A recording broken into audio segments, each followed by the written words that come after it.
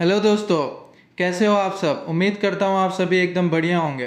तो बिना समय बर्बाद किए चलिए शुरू करते हैं। 3 साल से पूरी दुनिया विराज मेहरा को मरा हुआ समझ रही थी। उसकी पत्नी रिया सिंघानिया ने भी यही मान लिया था कि समुद्र में हुए हादसे ने उसके पति को हमेशा के लिए उससे छीन लिया।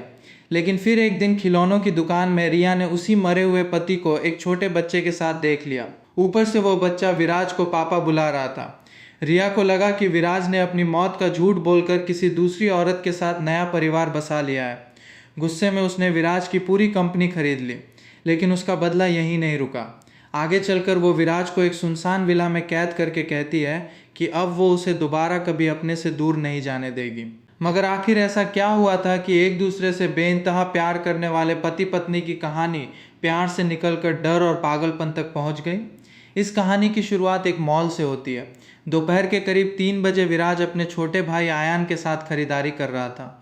उसके दोनों हाथ भारी बैगों से भरे हुए थे, जबकि आयान खिलौनों की दुकान के सामने खड़ा लिमिटेड एडिशन गुंडम लेने की जिद कर रहा था। वो पहले ही कई खिलौने खरीदवा चुका था, इसलिए विराज उसे मना करने की कोशिश करता है। लेकिन आयान मुंह फुलाकर बताता है कि उसकी क्लास का रोहित कहता है, केवल गरीब बच्चों के पास ही वो खिलौना नहीं होता। यह सुनकर विराज को गुस्सा तो आता है, मगर वो आयान को उदास नहीं देख पाता। माता पिता बहुत पहले उन्हें छोड़कर जा चुके थे। आयान पुराने घर में अपनी मौसी के साथ रहता था और विराज हर सप्ताह करीब 40 किलोमीटर का सफ़र तय करके उससे मिलने आता था। उसकी बेरंग जिंदगी में आयान ही एकमात्र खुशी था। विराज भाई होने के साथ साथ उसके लिए पिता जैसा भी था। विराज मजाक में कहता है कि अगर आयान उसे पापा बुलाएगा तभी वो खिलौना खरीदेगा। आयान को खिलौना चाहिए था, इसलिए वो बिना शर्माए पूरी दुकान में जोर से पापा बोल देता है। विराज हंसते हुए उसके बाल बिगाड़ता है और दुकानदार से वो खिलौना देने को कहता है। मगर जैसे ही वो डिब्बे की ओर हाथ बढ़ाता है, उसे एक जानी पहचानी ठंडी खुशबू महसूस होती है। यही खुशबू कभी उसकी पत्नी की गर्दन और कपड़ों पर रहती थी। विराज डरते हुए पीछे मुड़ता है। दुकान के दरवाजे पर काली ड्रेस और लाल हाई हील पहने रिया सिंघानिया खड़ी थी। उसकी आंखों में पहले हैरानी और फिर भयानक गुस्सा दिखाई देता है। वो विराज का पूरा नाम लेकर चिल्लाती है।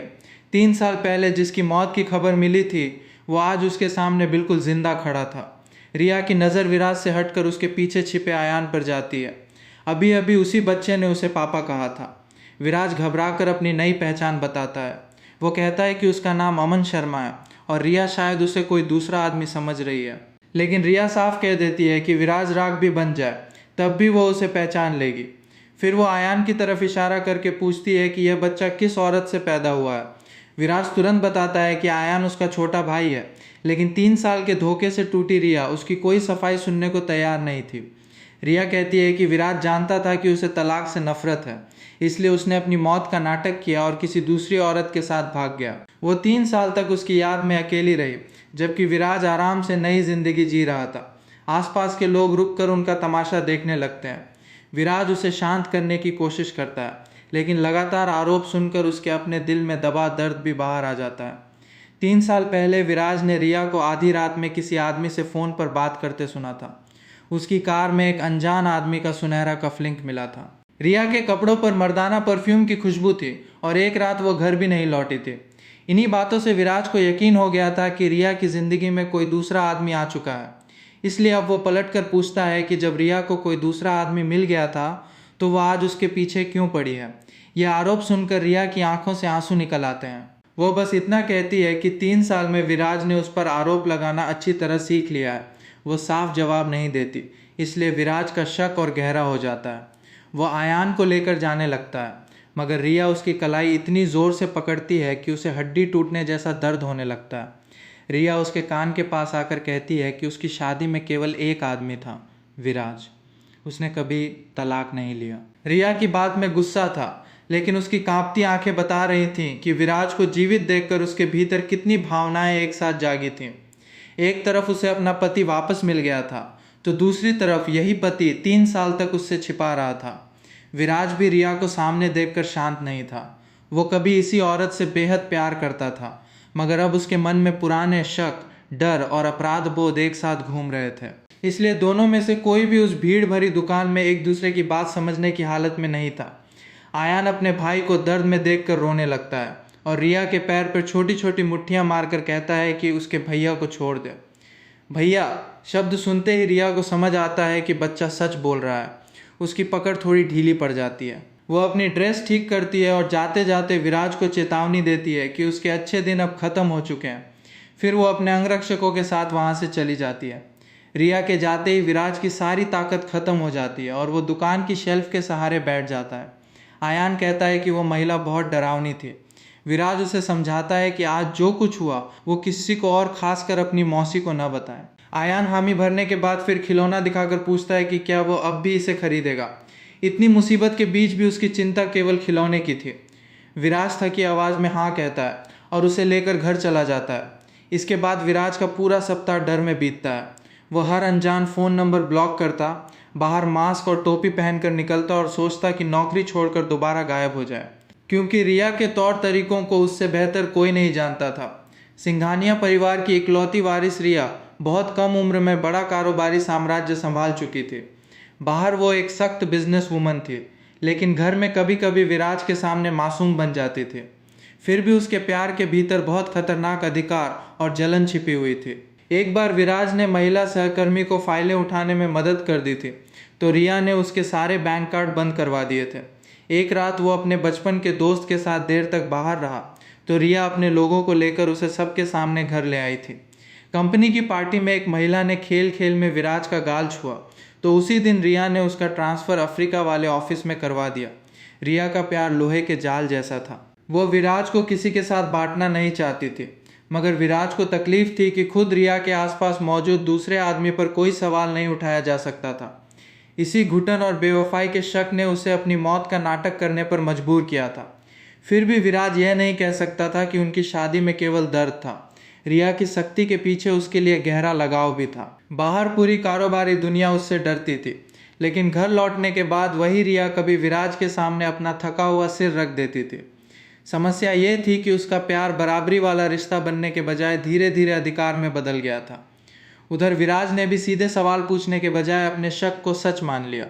दोनों ने अपने डर को छिपाया और इसी चुप्पी ने एक गलतफहमी को 3 साल की दूरी बना दिया। कुछ दिन तक कुछ नहीं होता और विराज को लगता है कि शायद रिया ने उसे छोड़ दिया है, मगर बुधवार को उड़ान टेक्नोलॉजीज के सभी कर्मचारियों की आपात बैठक बुलाई जाती है।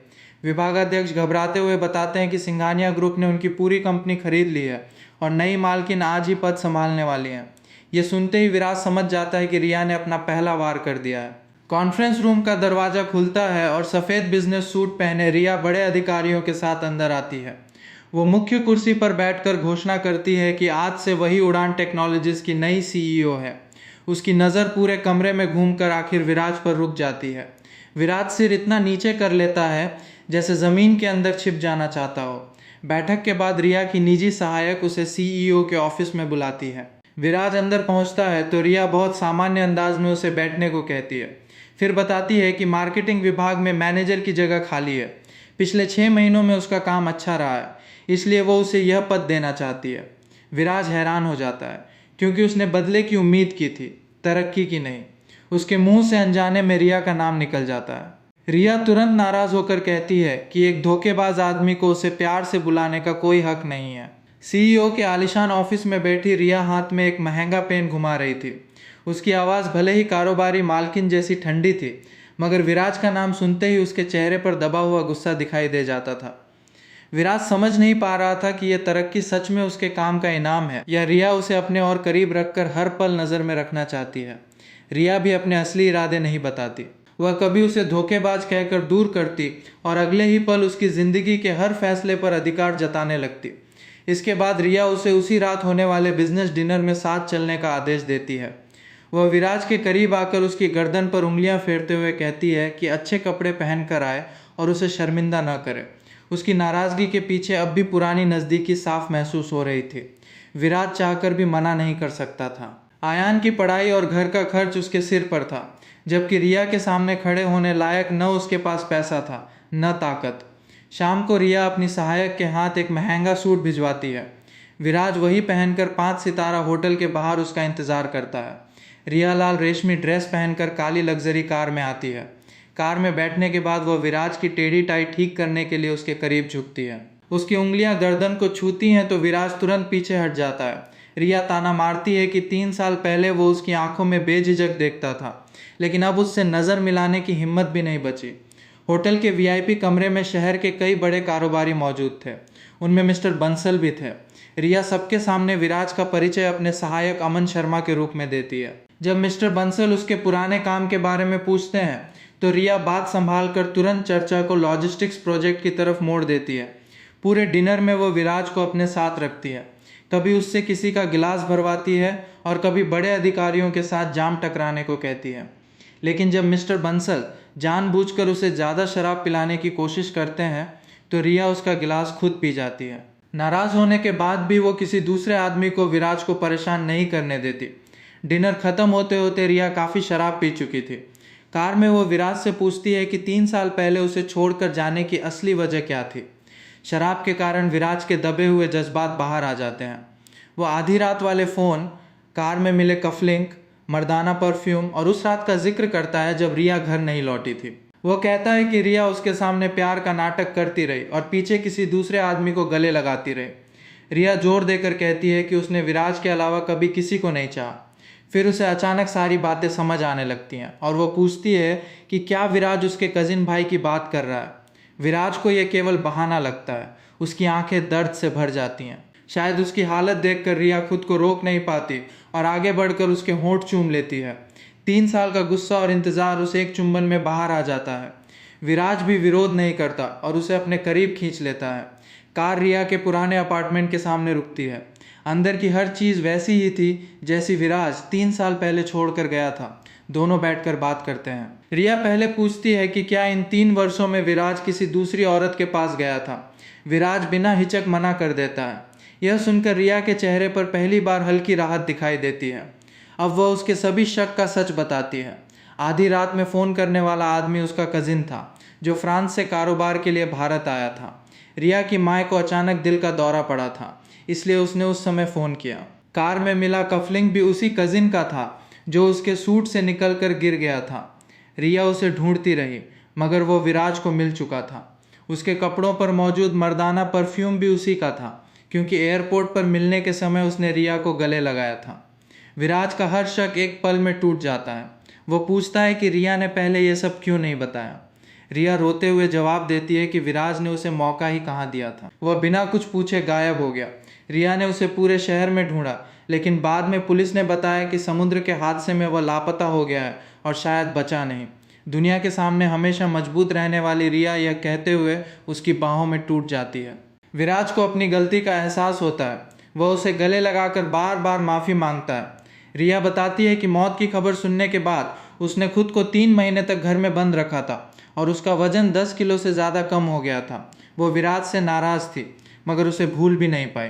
यहाँ तक कि मॉल से बाहर निकलते समय उसने तय कर लिया था कि अगर विराज की दूसरी पत्नी सच में हुई तो भी वह उसे छीन कर वापस ले आएगी। अब विराज को समझ आता है कि जिन चीज़ों को वह रिया की बेवफाई का पक्का सबूत मानता रहा वे सब साधारण घटनाएं थीं। एक कफलिंक, कपड़ों की खुशबू और आधी रात का फ़ोन। उसने किसी की सच्चाई जाने बिना इन टुकड़ों को जोड़कर पूरी कहानी बना ली थी। रिया की गलती यह थी कि उसने अपने परिवार की परेशानी विराज से साझा नहीं की, लेकिन विराज ने तो उसे सफाई देने का मौका तक नहीं दिया। उसने एक हादसे का सहारा लेकर अपनी पहचान बदल ली और पीछे ऐसी पत्नी छोड़ गया जो उसकी लाश तक न मिलने के कारण 3 साल उम्मीद और शोक के बीच फांसी रही। उस रात शराब, पछतावा और 3 साल की दूरी उनके बीच बची दीवार गिरा देते हैं। दोनों एक दूसरे के करीब आ जाते हैं। रिया विराज से कहती है कि अब वो उसे छोड़कर कभी न जाए। विराज भी उसे दोबारा गले लगा लेता है। अगली सुबह वह रिया को सोता छोड़कर चुपचाप घर लौट आता है क्योंकि आयान को स्कूल भेजना था। रिया जागते ही फ़ोन करके नाराज़ होती है कि वह बिना बताए क्यों चला गया, मगर कारण सुनते ही शांत हो जाती है और उसे वही नया सूट पहनकर ऑफिस आने को कहती है। विराज को लगने लगता है कि शायद वे सच में नई शुरुआत कर सकते हैं। सुबह रिया को शांत नींद में देखकर विराज के भीतर प्यार के साथ अपराध बोध भी उठता है। अपार्टमेंट में उसका पसंदीदा आराम कुर्सी वाला सोफ़ा तक उसी पुरानी जगह पर था। इससे साफ था कि रिया ने केवल घर की चीज़ें नहीं, विराज की यादें भी 3 साल से ज्यों की त्यों बचा कर रखी थीं। उसके लिए समय आगे बढ़ा ही नहीं था। विराज माथे पर हल्का चुंबन देकर निकल तो जाता है, लेकिन अब पहली बार उसे भागने के बजाय लौटकर रिया के पास जाने की इच्छा होती है। ऑफिस पहुंचने पर उसकी मुलाकात गुलाबी ड्रेस पहने एक युवा लड़की से होती है। वो अपना नाम नैना कपूर बताती है और कहती है कि नवभारत ग्रुप की तरफ से कुछ समय यहाँ इंटर्न रहेगी। रिया बताती है कि नैना नवभारत ग्रुप के मालिक की बेटी है। उसके पिता और रिया के पिता पुराने परिचित हैं, इसलिए उसे मना करना मुश्किल था। विराज इस बात पर ज़्यादा ध्यान नहीं देता। वो काम की रिपोर्ट देने के बाद रिया के साथ रात में खाना खाने का वादा करके चला जाता है। शाम को विराज तय रेस्तरां पहुंचता है। वहाँ नैना मिस्टर बंसल के साथ आती है। बातचीत में वो पूछती है कि विराज किसी लड़के का इंतज़ार कर रहा है या लड़की का।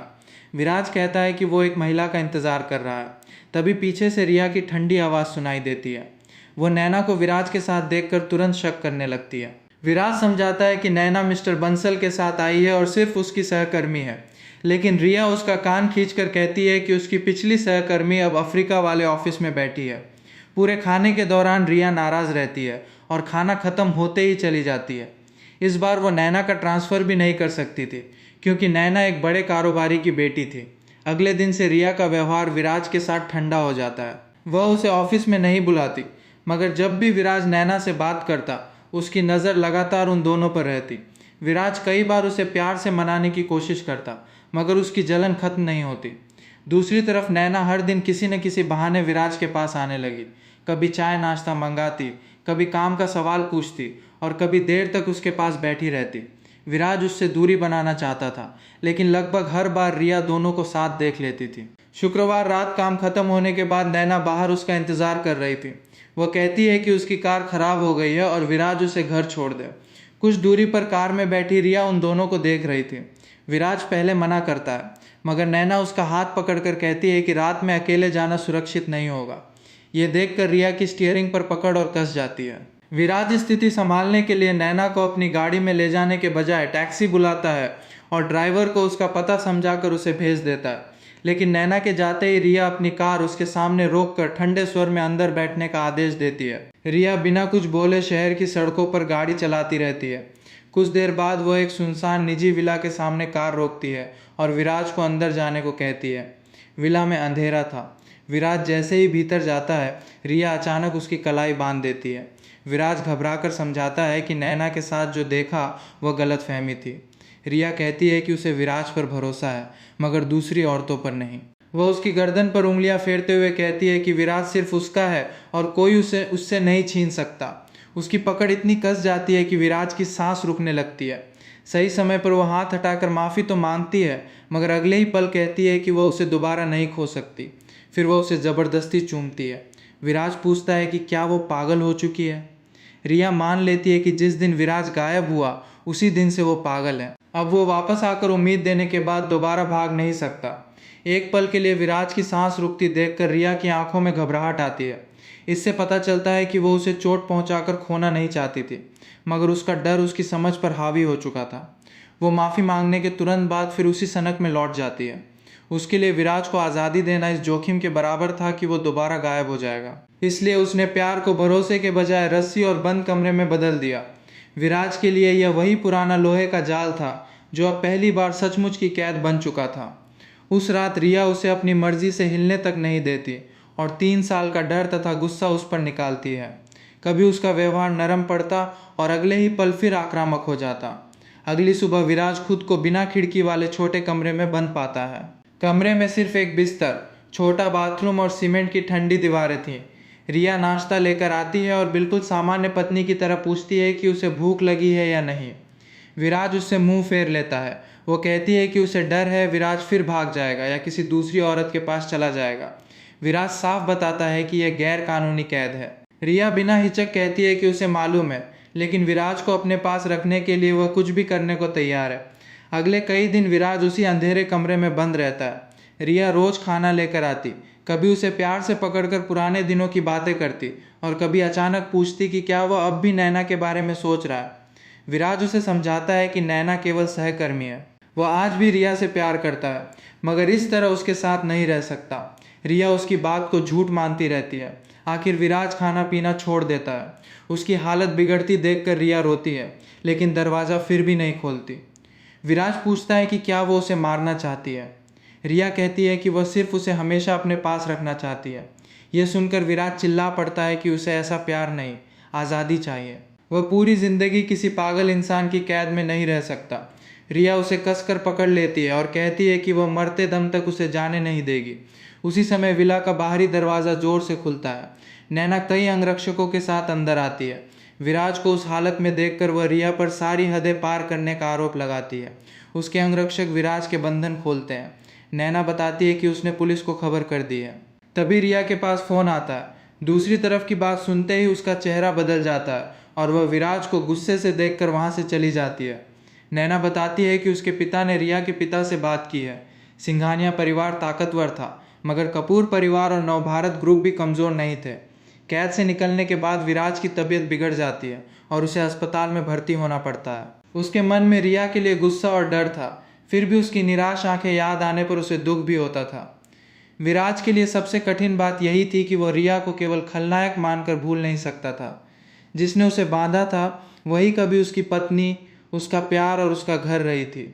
कैद में रिया ने उसके साथ जो किया उसे सही नहीं ठहराया जा सकता था। फिर भी विराज जानता था कि उसके भीतर यह सनक अचानक पैदा नहीं हुई। उसकी झूठी मौत ने रिया को गहरे सदमे में छोड़ा था और वापस आने के बाद नैना को लेकर हुई घटनाओं ने उसी पुराने डर को फिर जगा दिया। यह समझ उसके गुस्से को खत्म नहीं करती थी, मगर उसके दिल को रिया से पूरी तरह नफरत भी नहीं करने देती थी। नैना अक्सर अस्पताल में उससे मिलने आती है।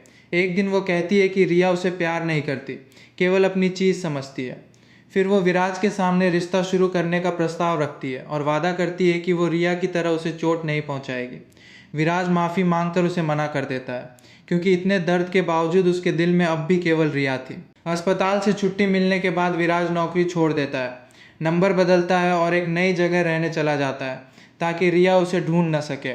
मगर कुछ ही दिनों में उसे महसूस होने लगता है कि कोई लगातार उसका पीछा कर रहा है। सुपरमार्केट हो या पार्क, उसे पीछे वही जानी पहचानी नज़र महसूस होती। वह जानता था कि रिया आसपास ही छिपी है। अब वह सामने आकर उसे परेशान नहीं करती थी, मगर पूरी तरह दूर भी नहीं जाती थी। नैना भी अलग अलग बहानों से विराज को मिलने बुलाती रही, जबकि वह हर बार मना कर देता। इसी दौरान नैना के पीछे पड़े अमीर लड़कों में से एक वरुण खन्ना विराज को अपना दुश्मन मान लेता है।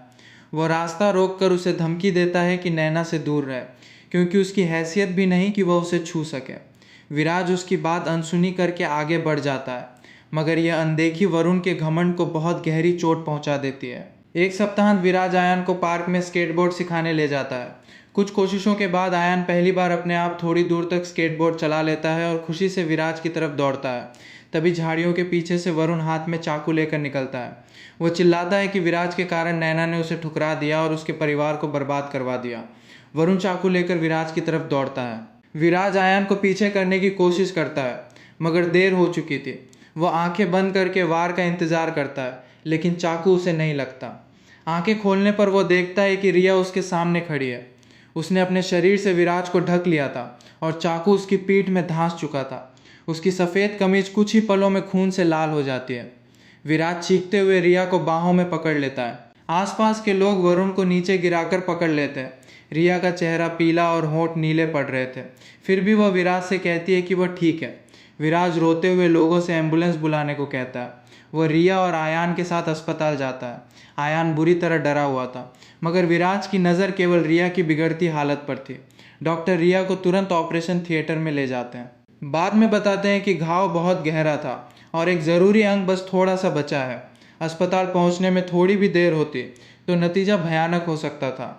होश आने पर रिया सबसे पहले विराज और आयान के बारे में पूछती है। विराज उसका ठंडा हाथ पकड़कर बताता है कि आयान सुरक्षित घर पहुंच चुका है। विराज के सामने अब वही रिया कमज़ोर हालत में पड़ी थी, जिससे वह कुछ दिन पहले डर कर भाग रहा था। पार्क में रिया चाहती तो दूर खड़ी रह सकती थी, लेकिन चाकू आते ही उसने बिना सोचे अपने शरीर को विराज की ढाल बना दिया। उसने अपने प्यार को कई बार गलत और ख़तरनाक तरीके से दिखाया था, मगर इस बार उसी प्यार ने उसकी अपनी जान खतरे में डाल दी। इसी घटना ने विराज को पहली बार महसूस कराया कि रिया का इलाज और बदलाव संभव है, मगर उसके लिए दोनों को अपने पुराने डर सच सच स्वीकार करने होंगे। रिया रोते हुए विराज से माफ़ी मांगती है। वह बताती है कि उसके गायब होने के बाद उसने सच में अपना मानसिक संतुलन खो दिया था। उसने मनोचिकित्सक की मदद लेकर इलाज भी शुरू किया था, लेकिन विराज के अचानक लौट आने से उसे खोने का पुराना डर फिर जाग गया। वह मानती है कि उसे विराज को कैद नहीं करना चाहिए था और उसके साथ ज़बरदस्ती करना गलत था। विराज उसकी हालत देखकर उसे चुप कराता है और कहता है कि पहले वह ठीक हो जाए। वह यह भी स्वीकार करता है कि गलती केवल रिया की नहीं थी, 3 साल पहले बिना सच पूछे चले जाने की गलती उससे भी हुई थी। उस दिन के बाद विराज रोज अस्पताल आकर रिया की देखभाल करता है। वो उसे खाना खिलाता, चेहरा और हाथ साफ करता और घंटों उसके पास बैठकर बातें करता। दोनों पुरानी गलतफहमियों और अपनी गलतियों पर खुलकर बात करते हैं। एक दिन रिया उसका हाथ पकड़कर कहती है कि अब वो समझ चुकी है, प्यार का मतलब किसी इंसान को बांधकर अपनी परछाई बना लेना नहीं होता। वो दोबारा ऐसा न करने का वादा करती है। विराज कहता है कि वो जानता है रिया ने सब कुछ उसे खोने के डर में किया था, लेकिन अब दोनों को बदलना होगा। रिया डरते हुए पूछती है कि क्या वो अब भी उसके साथ रहना चाहेगा। विराज तुरंत जवाब देने के बजाय थोड़ा समय मांगता है। इस बार रिया बिना दबाव डाले उसकी बात मान लेती है। नैना भी एक दिन अस्पताल में फूल लेकर आती है और कुछ कहे बिना चली जाती है। विराज समझ जाता है कि उनके बीच बची उलझन अब खत्म हो चुकी है। रिया की छुट्टी वाले दिन विराज उसे लेने अस्पताल पहुंचता है। वो उसका बैग उठाता है और हाथ पकड़कर बाहर ले आता है। दोनों उसके अपार्टमेंट या विराज के नए घर जाने के बजाय सीधे उसी समुद्र किनारे पहुंचते हैं जहां शादी के दिनों में आया करते थे। रेत पर बैठकर लहरें देखते हुए रिया फिर अपनी गलतियां मानती है। वो कहती है कि उसे तुरंत माफ़ किए जाने की उम्मीद नहीं है, मगर वो सच में खुद को बदलने की कोशिश करेगी। विराज उसकी तरफ देखकर कहता है कि उसे रिया पर भरोसा है। दोनों हाथ पकड़कर किनारे पर चलने लगते हैं। तभी विराज मजाक में याद दिलाता है कि खिलौनों की दुकान वाली गलतफहमी के लिए रिया ने अभी तक माफ़ी नहीं मांगी। रिया पलटकर कहती है कि किसने सोचा था वो अपने छोटे भाई से खुद को पापा बुलवाने जैसा मजाक करेगा। विराज बताता है कि इतने वर्षों से आयान के लिए वही पिता और माँ दोनों रहा है, इसलिए थोड़ा मजाक करने में क्या बुराई थी। रिया रुक कर उसे गले लगा लेती है। वह कहती है कि इस बात के लिए उसे विराज पर गर्व है। जहाँ तक माफ़ी का सवाल है, वह उसे किसी दूसरे तरीके से मना सकती है। फिर वो विराज को चूम लेती है। इस बार उस चुंबन में डर, गुस्सा या अधिकार नहीं, बल्कि समुद्री हवा जैसी खुली और शांत मोहब्बत थी। विराज जानता था कि उनका भविष्य हमेशा आसान नहीं होगा। उनके बीच फिर बहस या गलतफहमियां हो सकती थीं, लेकिन अब वे बिना सच जाने भागने और प्यार के नाम पर एक दूसरे को बांधने के बजाय भरोसा करना सीख चुके थे। 3 साल तक दुनिया ने विराज को मरा हुआ माना। फिर छोटे भाई की एक मज़ेदार पापा वाली आवाज़ ने उसका छिपा सच रिया के सामने खोल दिया। वही मुलाकात, पहले टकराव, फिर दर्द और आखिर में दोनों को दोबारा एक दूसरे तक ले आई। शायद किस्मत भी यही होती है। इंसान कितनी भी दूर क्यों न भागे, आखिर लौट कर उसी के पास आता है जो सच में उसका अपना होता है।